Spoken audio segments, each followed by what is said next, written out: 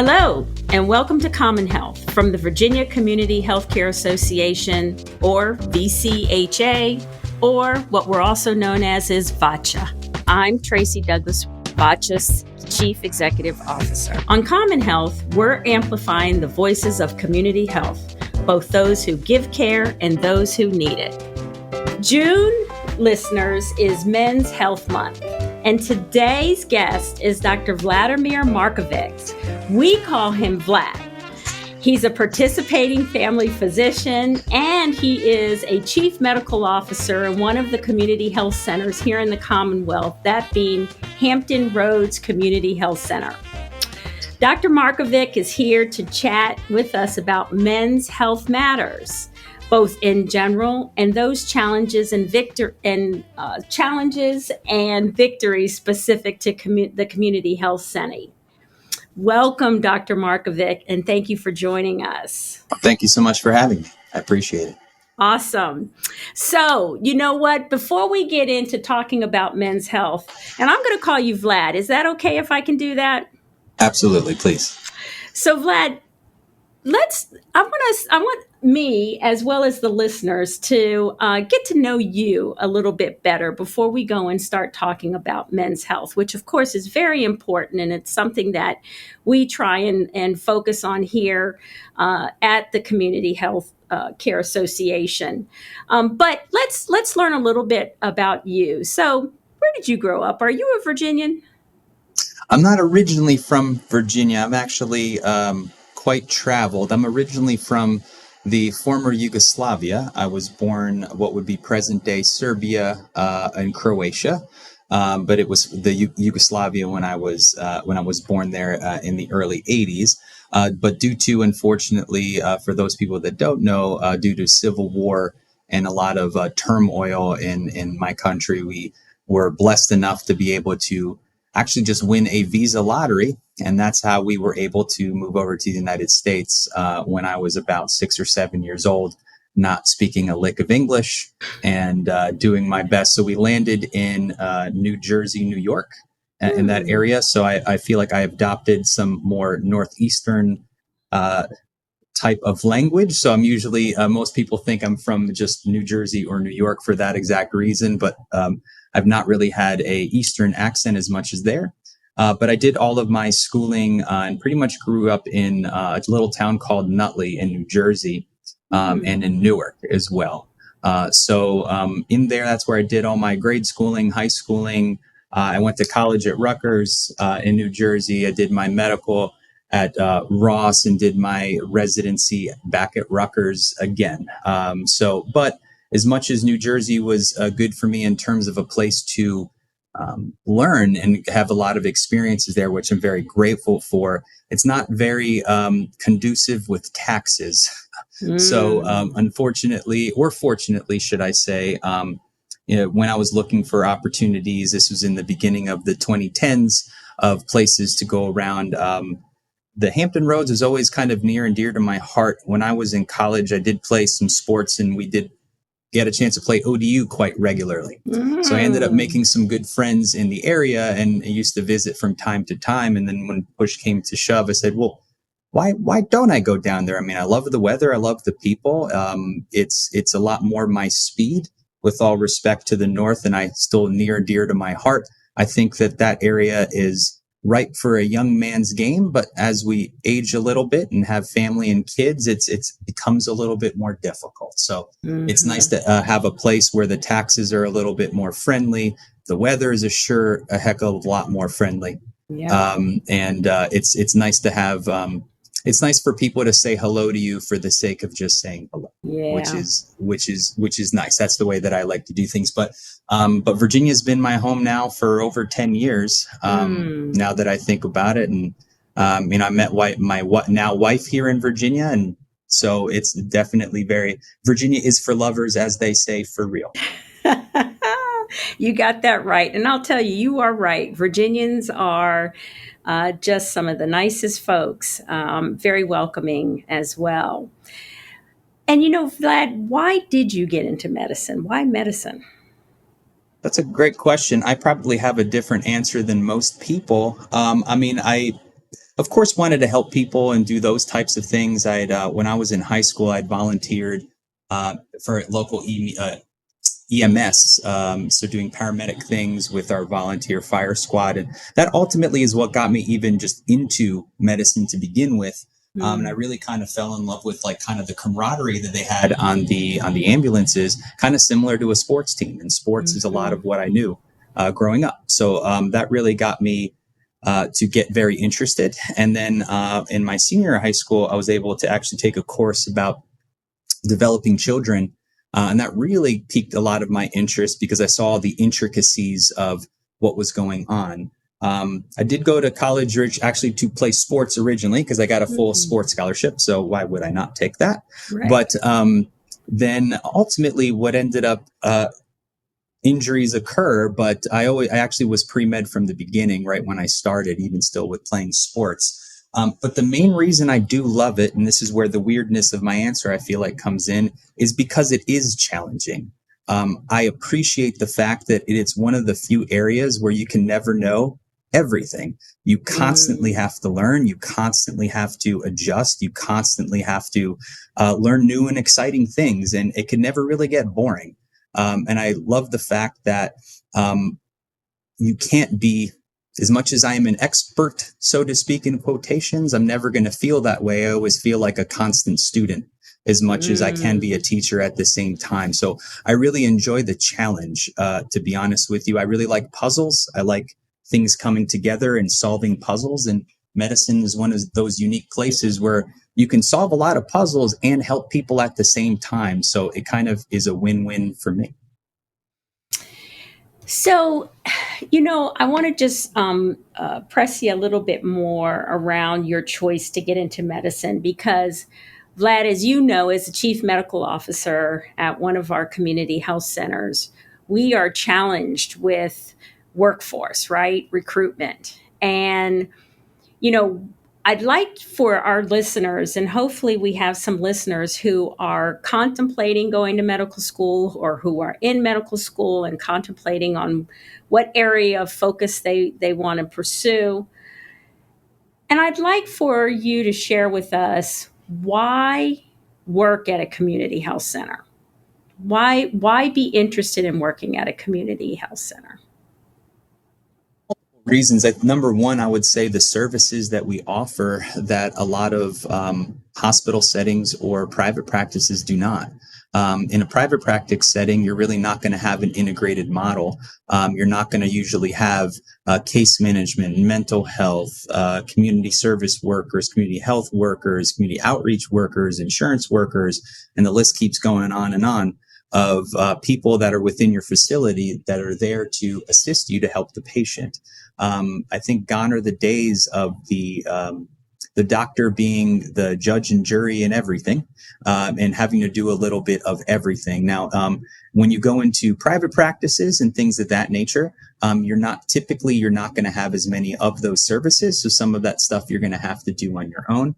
And then it also depends on what the priority is of that particular center. Those models are for-profit models, so they're incentivized to see multiple patients. Our model is going to be outcomes-driven, where we still want to see a good amount of patients where we can, but we're really striving to make sure that the patient is the healthiest that they could possibly be, that they're linked up to a lot of different services, and they really have the best outcomes, where truly that's what we all go to medical school for, to help patients, not to be business people or to be, rich beyond our wild beliefs by just doing procedures or anything along those types of lines. That's not what we get trained for. We get trained to genuinely help people. That would be one. Number two, I guess more on a personal note, I know exactly how it feels to grow up without having anything or having to really have, I really didn't buy my own clothes for the first time until I was in college, just because everything was hand me down. Type of a thing, or having sneakers falling apart, those things in nature. So being able to help people that are with all walks of life, but definitely those patients and those people that really have a tough hand in life, and being able to actually help them so they don't have to worry about medicine. They don't have to worry about their health. They don't have to worry about that in terms of the care they get or monetarily or things of that nature. That makes it very enticing. I mean, you're giving back to the people that truly need it the most and have been disenfranchised for forever, if realistically. And having that opportunity, I think, is unique to community health centers. The third reason I would say is also community health centers offer you loan forgiveness, and they can help you for any of those new medical graduates that have hundreds and thousands of dollars in medical debt. You have the opportunity to go through the National Health Scholars or going through your state loan repayment programs. So you can have some assistance in repaying your loan so you don't feel essentially the burden of paying essentially a mortgage with what your loans are going to cost you. So having that assistance is quite beneficial there as well. And then lastly, I would say the type of people that want to work at community health centers that you really see are typically the people that are selfless and are about community and have that team kind of approach and team mentality. So some of the greatest people that I know as human beings I've met at community health centers, be it people I've worked with or patients. It's just having that mindset to say, this is for all of us. This is not just about one individual. So I could probably go on and on about many different reasons, but those would probably be, I guess, the top four. And community health centers, we don't see like specialists, right? Really sitting in our community health centers. It's predominantly primary care. You will see some OB/GYN sitting there and potentially podiatrists and optometrists. And we have some health centers that have some radiologists now. But why, for you, being that the association helps many community health centers with recruitment for providers. And we're seeing more and more of the students taking an interest in specialty, right? Not primary care, not internal medicine, not pediatrics, not family practice. And now with some of the changes going on around family planning, we're seeing an interest moving away from OB/GYN. So what would you say to these students as far as getting into some of the that area of focus of medicine?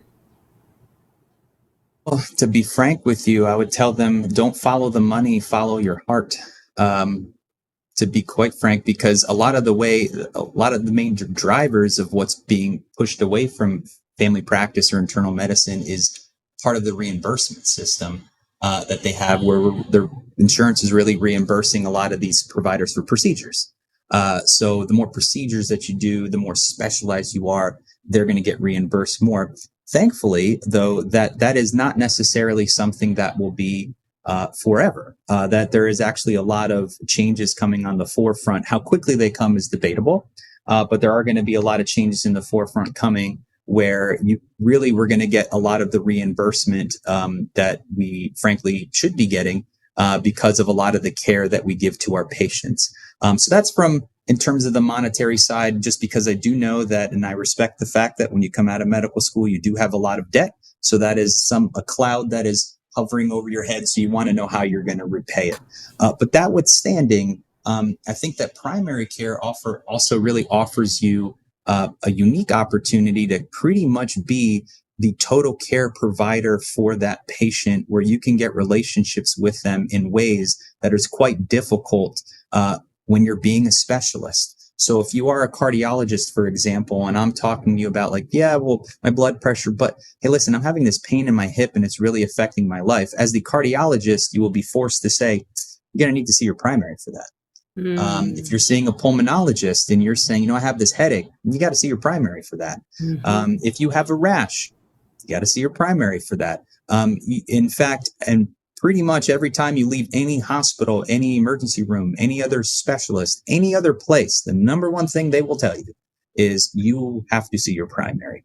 And that really what that comes down to is the primary is basically the quarterback of your care. They are that person that's really going to know the proper places that you may need to go to set up your team. So then the specialist being your specialty people on a team. So I like sports analogies. So specialist kind of being like your wide receivers or your front line or your tight end or anything along those lines, football wise. You need all those people to accommodate a team, but the team fails without a quarterback. And the primary care is that quarterback. So it's a matter of, from the medical student standpoint, is how much do you want to take upon yourself? Do you want to be the quarterback? Do you want to be the leader? Do you want to be the person that that patient goes to and goes, that's my doctor? Or do you want to be a hired gun? Do you want to be a specialist? Do you want to only be great at one particular thing? Now, I think there's room for both, obviously, in the medical landscape, but it really comes down to what's in your heart. If you really want a relationship build, if you really want to know people, you want to know their families, their children, say, hey, how's, Uncle Bob, that, or anything along those lines. Primary care is where you're going to get those relationships, because you're going to see that patient over and over and over and over again, even for things that are good and not necessarily bad things. When you're a specialist, typically you're seeing the patients when they're not good. And that's what the whole point. You're brought in as that hired gun to get a lot of work done. And you don't typically see those patients recurrently for longer periods of time. So you're not going to have that level of relationship building. And typically it's going to be a relationship over something that is scary or negative.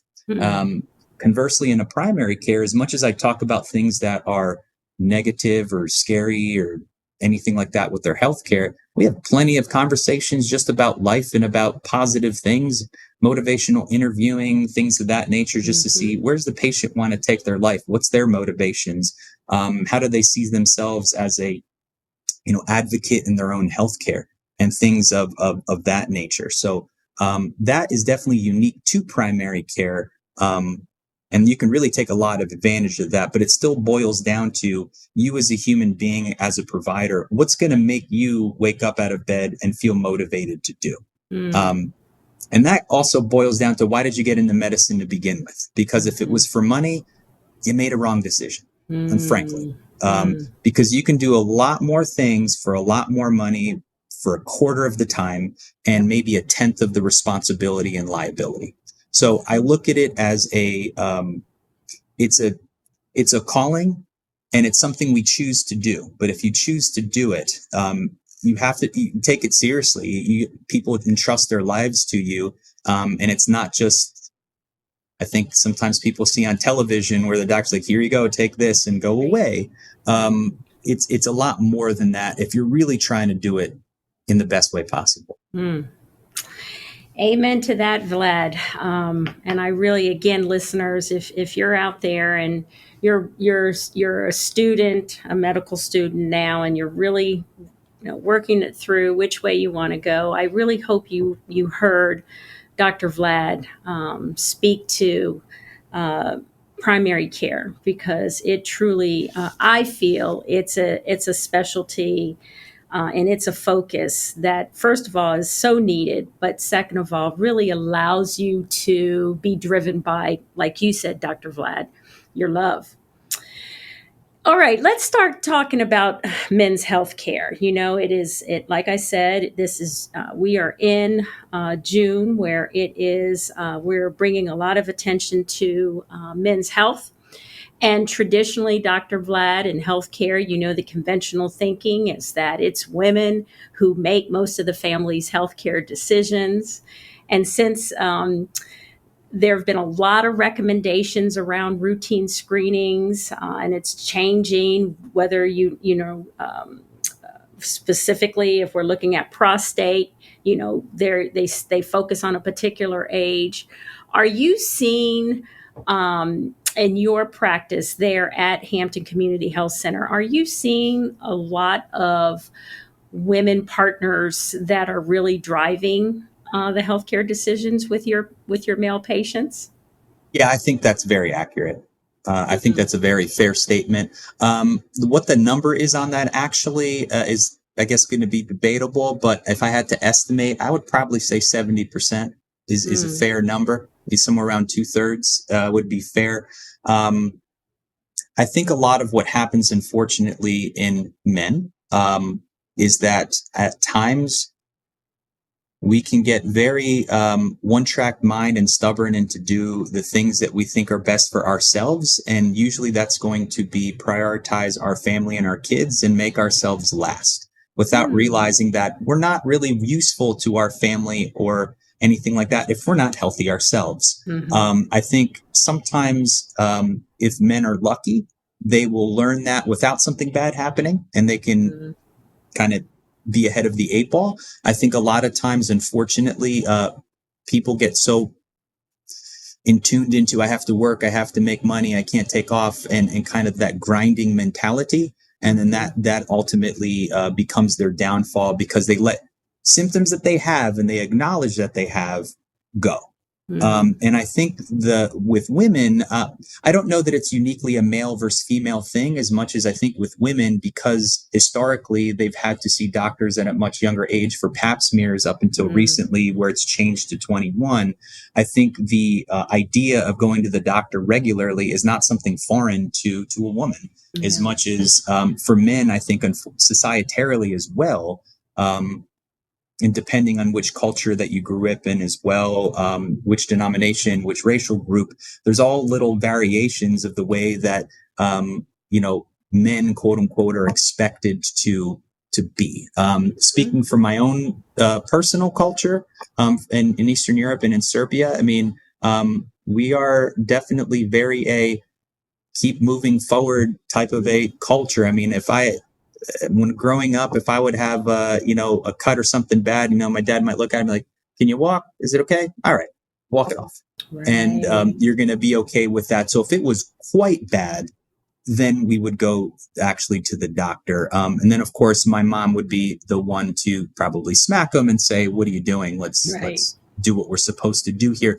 But I truly believe a lot of that ends up doing because of stigma and because of sometimes, unfortunately, and what I see in some of my male patients, sometimes they perceive it inaccurately as a sign of weakness somehow to go to the doctor, as if like, no, and it's a point of pride. I feel some of my patients take like, I've never been to the doctor since I've been healthy. It's like, well, you feeling okay, but how healthy you are is debatable. And I think that's the disconnect that we have to really kind of overcome.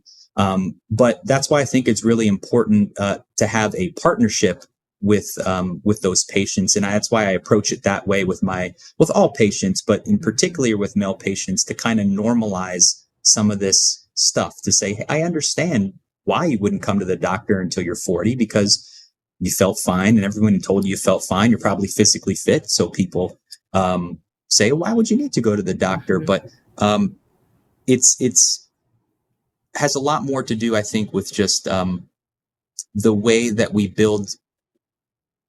And that's going to become a gender discussion, depending on how I say it. But how we build up the typical male versus the typical female.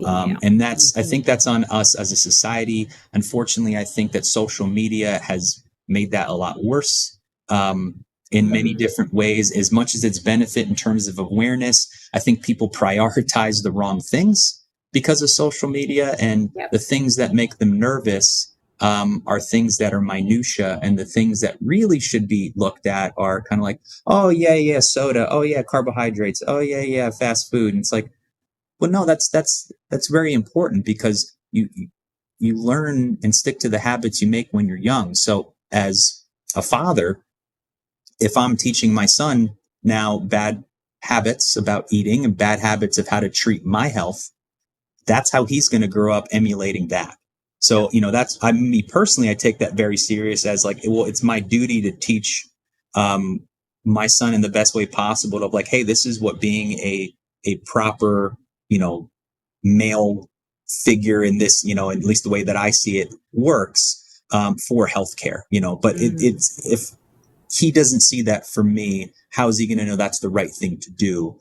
So I know, and with my father as well, he was working 2 jobs and doing all sorts of stuff, type of a thing, 6 days a week. And his health would be the last priority, almost out of necessity, until he got bad enough that he had no choice, type of a thing. But that's why I would stress in the fact that being that team unit and doing these things ourselves, I mean, Who cares how strong you are?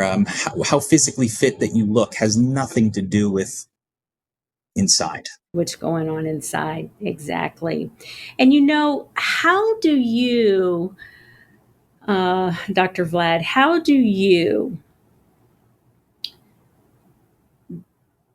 bring yourself to where your patients are, right? How do you meet them where they are so that you can help them to understand as a male how important it is for them to pay attention to their health care by coming to the doctor? And I think the most important thing we could all do is just honestly be quiet and listen.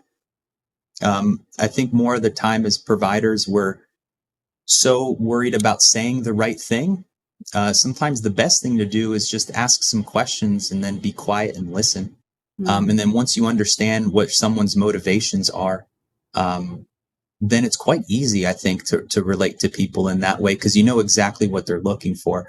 A great example of that would be I've had many, many patients, I couldn't even tell you how many, come in and broach the subject about erectile dysfunction, but they never come in and say, hey, listen, doc, not really having success in the bedroom. That has almost right, never said, as much right. as it's quite at the end going like, well, listen, I had a friend, he took this pill once, it helped him. I don't know, maybe, I don't have problems all the time, but, Right. and it kind of broaching it that way. So one of the first statements I asked them is I go, well, I think I know what you're talking about with, having issues, with erections and things of that nature. First thing I want to tell you is this is extraordinarily common. I mean, above the age of 50, I mean, you're talking about easily close to 50%, if not more than that, of men having these issues. They just don't talk about them to their other male counterparts. So first thing is don't feel like you're weird. You're just like you're just a human like everybody else. That happens to have that organ. So it's okay that that's happening. But more importantly, though, what's going on in your head? Like, how do you feel about it? How does it make you feel like a man? Do you feel lesser of a man because of this is going on? Do you feel a certain way with your significant other? What is it? How does it actually make you feel? And I think once you can get the patient to honestly answer that question for you, then you really start to understand their motivation. So using motivational interviewing techniques is really beneficial to do it that way. But again, it requires the provider to do way more listening than talking. I think you just have to ask the right questions and push the person in the right direction to try to help you open up. But that takes time. And that falls down to the whole back to what I was saying about primary care is you need to have that trust and relationship building with that patient for that patient to trust you enough to feel vulnerable enough to tell you that. So it is getting on their level and trying to understand them, but it's also, you have to earn trust and not just be given trust. You have to earn that trust. But approach it that way. If you approach it as, well, I'm the doctor, you're going to do what I tell you to do. You've already lost them half the time. If you do it that way. But if you approach it and say, hey, listen, we're partners in this. I mean, I'm your doctor, you're my patient, but we're partners in your healthcare. So we together have to agree as to what's best for you. It can't just be a do as I say type of a notion, because then you won't really do the things you really need to do to solve the problem, or you won't even need the medicines to begin with. And that ultimately, I think, is the key, is relationship building. Now, granted, that is extraordinarily harder to do than it is to say, but it starts with being genuine, which also goes back to you need to follow your heart, because people can sniff out a fake pretty quickly. Yep. I want to approach this next question by taking a look at the generations. And again, sticking with our topic here around men's health. So I want to go and I want to look at the 20s, and then I want to look at the 30s, the 40s. We talked a little bit about men in the 50s and the 60s. So in the 20s, right? This is really when young men are really in their adult life, as we would say, where either they're going to school or technical school, or they're just going out there and they're working. What are some of the things that, one or two things, top things that the 20-year-old men need to look at or pay attention to? Look at actually, if you look at the leading causes of death, actually, at men of 20 and 30 years old, number one would be unintentional injuries. Number two would be suicide.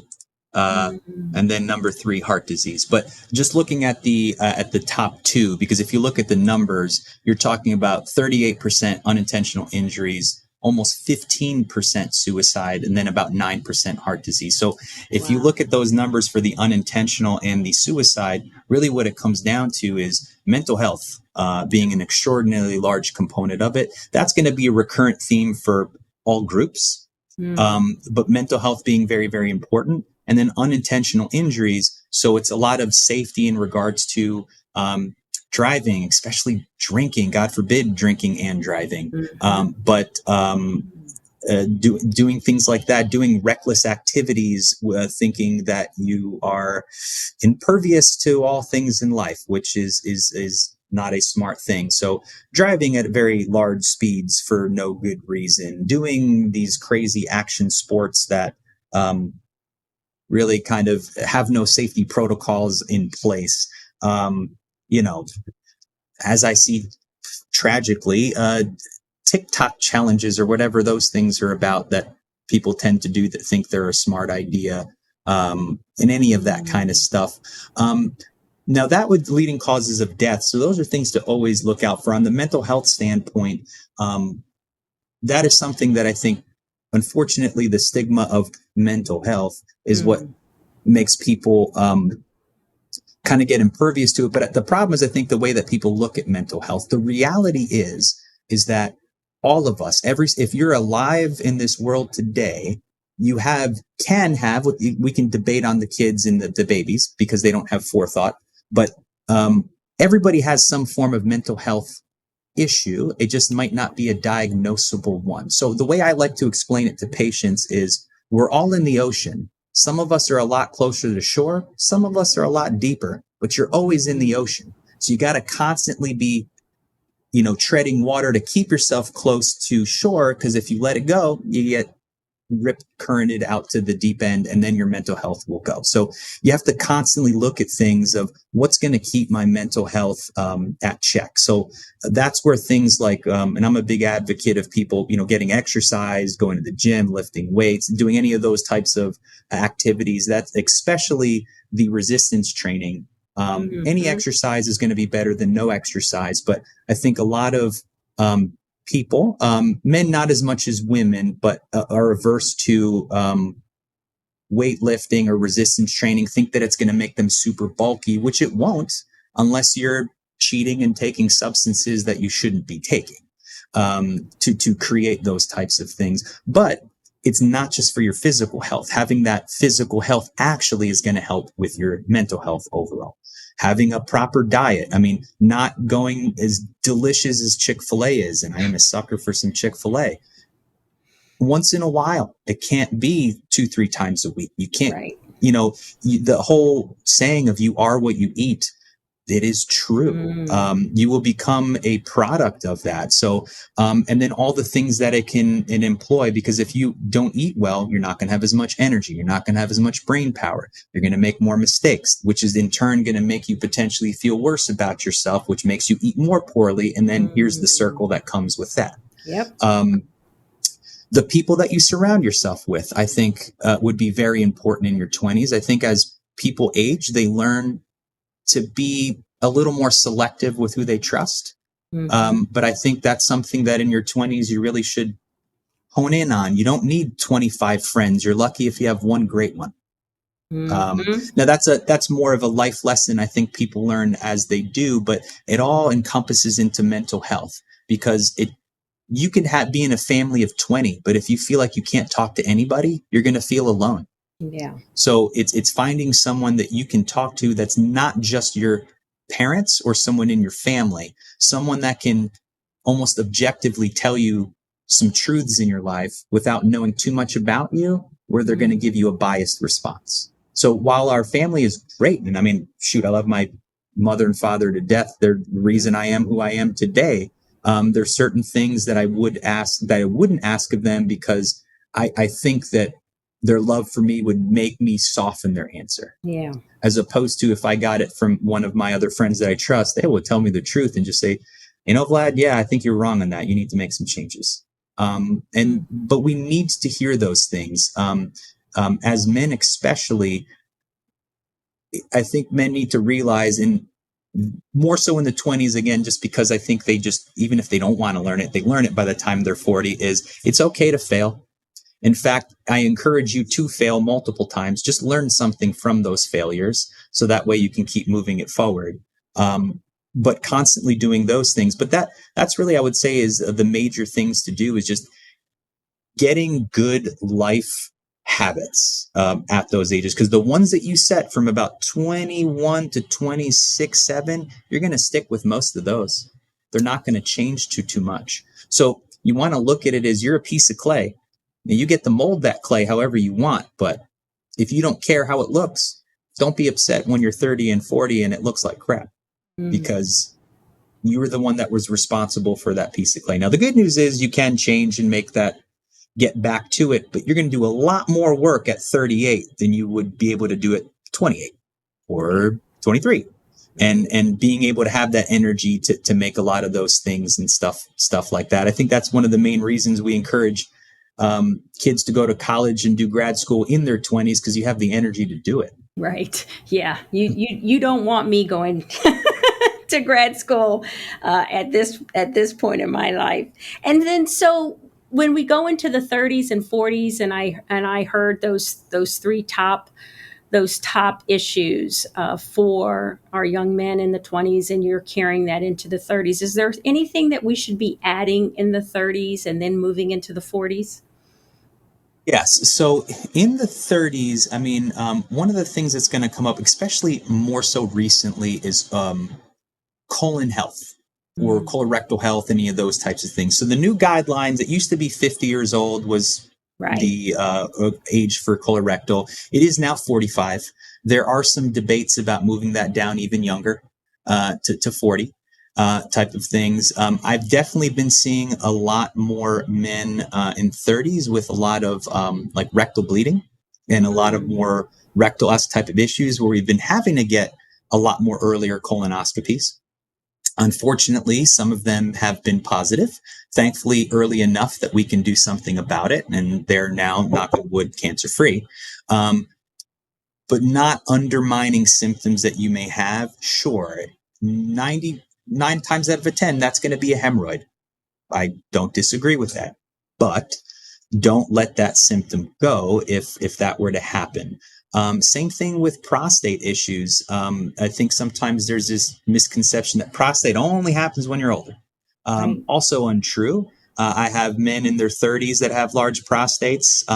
So if your stream starts to weaken down for no reason, you're waking up at night 3-4 times at night to pee. Also could be a sign of diabetes, but just sticking to prostate. Those types of things happen. You are having erectile issues type of a thing. Get checked out. That's when we would check out your prostate. In fact, that the guidelines and that have changed as well. It used to be starting at 50. Every male, if you're a man and you have a prostate, you're getting a prostate exam, which is essentially just a rectal exam. That is no longer the case because when we did the data, we showed that we really didn't change the outcomes by doing that. We didn't discover any more prostate issues by doing that to doing them younger. But it's when you have your first symptom or you're having symptoms, that's when you need to get checked, which a lot of the stuff starts in your mid to late 30s. But it's really easy just to go, I didn't drink enough water. I didn't get enough sleep. I was constipated, or whatever excuse we might come up with to minimize that symptom.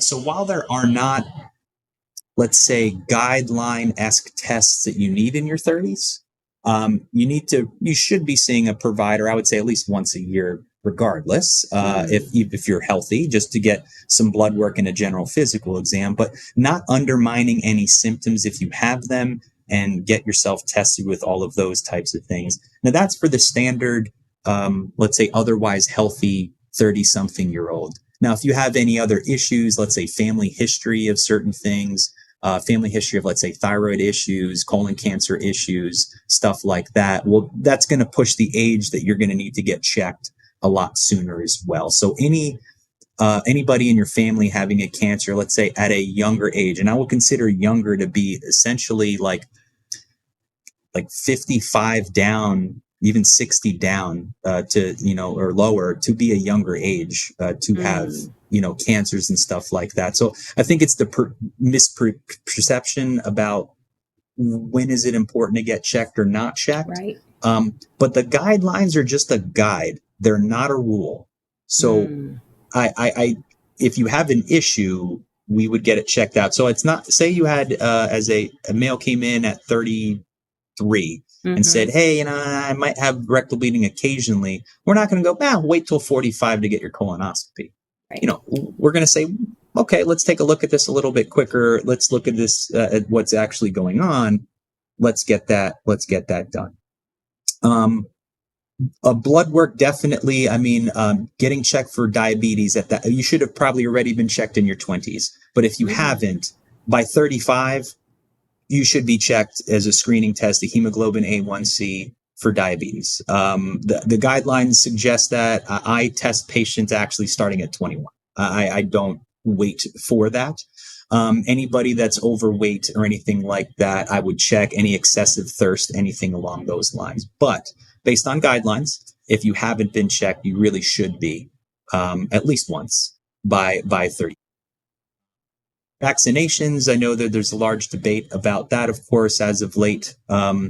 But we obviously do still recommend, flu vaccinations for all people at that age as well. Really, it should be in your 20s and on, and especially if you work in any type of industry where you're going to have higher exposure to people or illness. So like healthcare, of course, but even if you're in law enforcement, if you work in, let's say, the jail system, if you work in food delivery systems in any fast food restaurant, you're around actually way more people than sometimes the medical people are. So you're a sitting duck, which makes it even a little bit worse, type of a thing. So it's kind of getting a lot of those preventative measures done. So you really want to stop things from coming about, or God forbid, if they are going to come about, nip them in the behind quickly. Don't necessarily let it go. So now we're going to approach the 50s, going into the 60s, Dr. Vlad. So what are some of the things that our 50 and our 60-year-old young men should be thinking about? That's when, if we look at also the statistics with rates of death and things like that, that's when you're going to see a shift, with the leading cause of, let's say, 45 to 60 is cancer, is the leading cause of death. Number 2 would be heart disease. Number 3, then unintentional injuries, but that's also when actually COPD starts to rear its head as well. But just looking at the top 2, cancer, heart disease, and actually the numbers almost neck and neck, 24.2% for cancer, 24% for heart disease. So it's right there. But the cancers specifically are going to be colorectal cancer, prostate cancer, lung cancer. Those are the top 3, hands down, not even close, that are going to affect men specifically. Granted, similar, obviously not prostate for women, but similar kind of things there as well. But those being the top 3, that's why, segueing back to those symptoms that you might get in your 30s, you really need to check it out, because ultimately that's what's going to kill a 55-year-old if they don't get it checked out, or what's going to kill that 50-year-old that doesn't get checked out. Colonoscopies, again, starting at 45 is what it should be. If you have nobody in your family that's ever had a colon cancer type of issue, you have no symptoms at all, then you get it at 45. Anything before that, you would get it done. Any type of prostate issues you want to get checked. Are smokers out there, and and especially from my neck of the woods in Eastern Europe, that is a obnoxiously common thing to see. Not as much now. But it's a very cultural thing for people to smoke, type of a thing. I remember back in the 90s, they would literally put the ashtray on your table first, then serve you water or other things like that. And you're talking about, we're 5, 6 years old, so secondhand smoke and all those types of things. But if you are a smoker, there are lung screening tests for you. The data, really what the guideline says is if you have 30 pack years, so that means a pack per day for 30 years. But if you smoke 2 packs a day, that's actually 15 years. But as a provider, I'm not going to say, oh, you haven't hit your 30 years, so we're not going to do anything. If you're getting remotely close, we're going to get a lower dosage CAT scan of your lungs so we can make sure that you don't have any nodules, God forbid, or any masses or anything like that that's in there. So that's definitely something we want to do. And if you've ever smoked in your entire life, by the age of, then when you get a little bit older, in your 60s, 70s, then we want to get an ultrasound of your abdomen to make sure you don't have an aneurysm in your there. And we want to make sure, and Dr. Vlad, I want to just interrupt you. When we talk about smoking, we're talking about cigarettes, we're talking about smoking. Pipes. Yeah, so I'm talking cigars, about any tobacco. Tobacco. Tobacco, period, be it, and I should probably preface that, so thank you for the correction there. But so that's even smokeless tobacco. Would be part of that. Granted, the cancers would be slightly higher in your respiratory tract if you're doing things like dip, for example. We'd get more mouth, oral cancers, esophageal cancers. But any tobacco, so filtered cigarettes, cigars. What do I see nowadays? People walking around like vapes, Phillies or whatever it may be. Any type of a smokable product, even if you are not inhaling. I know people are going to say that. It's still getting in your mouth. The smoke is still getting there. So, okay, it won't be in your lungs, but you'll still get the issue in your mouth. So for the cigar smokers out there that just puff away, still a problem. It's still something that you shouldn't be doing very often as well. There's not, because of its legalities, there's not enough data on marijuana right now for us to be able to see what level of potential cause there may be for people that, let's say, use the burnable version, so that they're actually using, let's say, a pipe or papers or anything along those lines.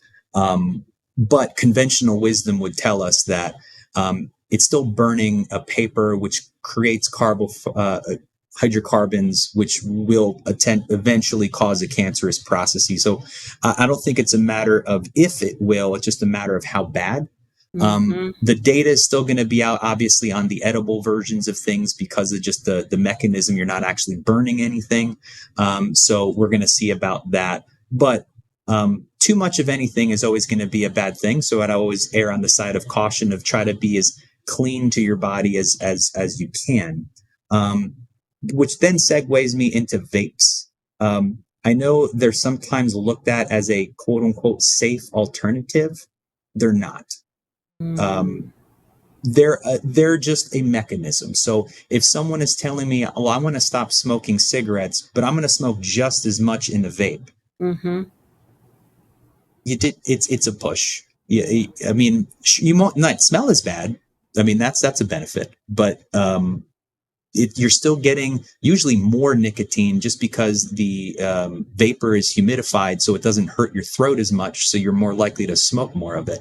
Right. As opposed to if you're actually having a cigarette or something that's burning, it's too harsh in your throat. You're going to stop after a certain amount of time. But it's still the effect of the nicotine. A vape, yes, you don't use an open flame, but the atomizer coil heats up to 450 degrees, and it's still heating up in water oil that then vaporizes. So I think it's a lot of marketing, unfortunately, and the fact that I see more of the younger generation now, teenagers, they don't smoke cigarettes, but they vape. Right. So exactly. It's not really a lesser of two evils. The way I liken that is somebody saying like, no, I don't smoke Marlboro Reds. No. Right. I smoke Marlboro Ultralight. Right. So it's like, well, okay. Right.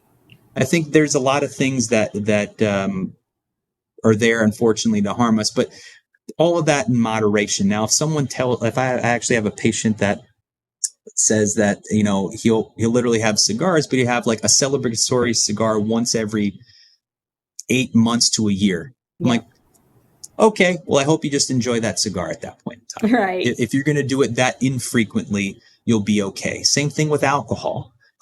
If you have, let's say, 4 ounces of red wine occasionally with dinner, enjoy. You'll be okay. Don't drive, but enjoy. But if it's something that you're doing that every single day just because it's quote unquote healthy, no, it's not. No, you're just doing that because you want to. And that's okay. But you have to look at it that way. If that's what I want to do, not what is actually going to make me better. All right. So let's end this going into our 60s and our 70s. What would you say to our listeners who are in their 60s and 70s, Dr. Vlad? Heart disease is the biggest culprit there. So blood pressure control is going to be huge with that. Interestingly enough, as we age, our requirements for how well our blood pressure needs to be controlled actually is not as stringent. So the whole 140/90 that a lot of people know is for a generally otherwise healthy person. You should be under 140/90. There's nuances about if you have, let's say, coronary artery disease or chronic kidney disease, that you need to be 130/80 or even way less than that, like 120/75, something like that. But generally speaking, we want you to be under 150/90, above the age of 65. If you can stay below that level consistently, you're going to be pretty much optimized to lower your risk for heart attack, stroke, or any related kinds of things. So making sure that's important. So salt intake is going to be a huge component to be watching out for, especially at that age, because your kidneys aren't going to be as robust to clear all of the salt out as much as they were when you were younger. So if you are going to have extra salt, please do drink a lot of water so you can kind of mobilize that and you can actually pee it out. Because the mindset you want to have is where salt goes, water follows. So if you eat a lot of salt, it just increases your pressure because your body recruits more fluid to dilute the salt and increase the volume of your blood. You have more volume of blood, your pressure goes higher. It's just like that's the same way that a pressure hose would work. You just flood the system with more volume through the same tiny hole, and then the pressure goes up. So that would be one huge one. Definitely going back to the whole colon prostate check thing, that's always going to be important at that age group as well, because cancers are still going to be quite prevalent. At that age as well, that's when we're going to start seeing a lot more COPD rearing its head. So accumulation of years and years of smoking or secondhand smoking or work-related let's say, inhalants and things of that nature. Thankfully, nowhere near as much of that now because we know a lot better with through like OSHA and work safety and those types of things. But I have a lot of patients that worked on the shipyards, especially here in Hampton Roads, that have COPD just because of chemical exposure throughout years of working on the shipyard. Or having to work in burn fields or things of that nature. So COPD being a large component. And then where we live in Hampton Roads, it's a swampland. So everything is, the allergens are quite high. Even before we had the Canadian fires. Now it's getting a little bit more ridiculous. Thankfully, it rains enough to clear it out, but a lot of allergens, a lot of pollutants. So you have to be careful with your breathing and making sure that you're not having a lot of allergens to make that a lot worse. So getting your screenings, if you have been a smoker, getting your CAT scans, getting your ultrasounds for your stomach, if you have ever been a smoker, to get your abdominal aortic aneurysm checked out, prostate checks if you were to have them. At that point, by the time you get to about 75 or 80, the statistics really show that the vast majority of men, like 3 out of 4, if not much more than that, will have a large prostate. So by that, if you do have those symptoms, I strongly encourage you to just go get that checked out to make sure that it's just a large prostate and not necessarily, God forbid, anything worse like a prostate cancer that's going on. that would cause a lot of those types of problems.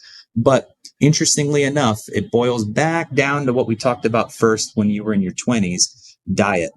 Because if you have a poor diet, that is high in salt and that's high in, let's say, carbohydrates like on simple carbs or trans fats and things of that nature. So if the habits that you made there in your 20s, it's going to crush you come your 60s or 70s. Because if you're still eating the same way, I hate to say it this way, but I'm hoping that you make it to that age.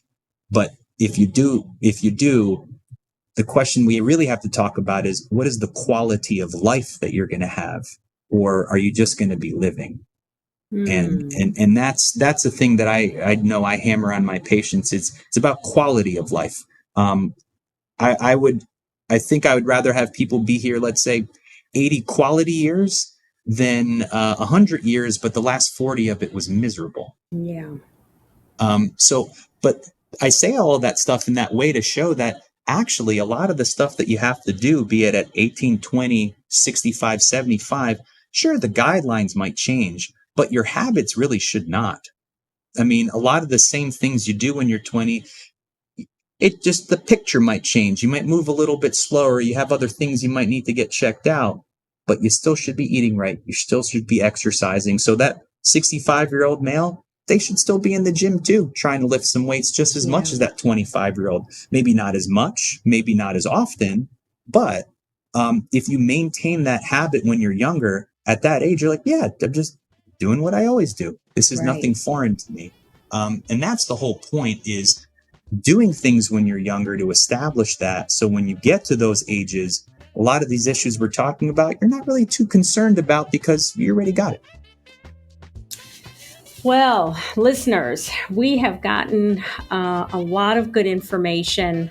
And for those men that are listening to this podcast, and even for the women partners, please take note of everything that Dr. Vlad has shared with us. And if you're living in the Hampton Roads area, please go visit Dr. Vlad or maybe some of the other providers that are down there at Hampton Roads, because they've got a lot of things that they can do to help keep you healthy. Dr. Vlad, we thank you so much for taking the time to talk to us. I want to thank my guests for joining us today, and thank you to all the listeners for tuning in to CommonHealth, brought to you by the Virginia Community Healthcare Association. If you enjoyed this episode and you'd like to help support CommonHealth, I encourage you to hit the subscribe button, share it with others on social media, leave a rating and review, or visit our website at www.vcha.org. This is Tracy Douglas. Thanks again, and I'll see you next time.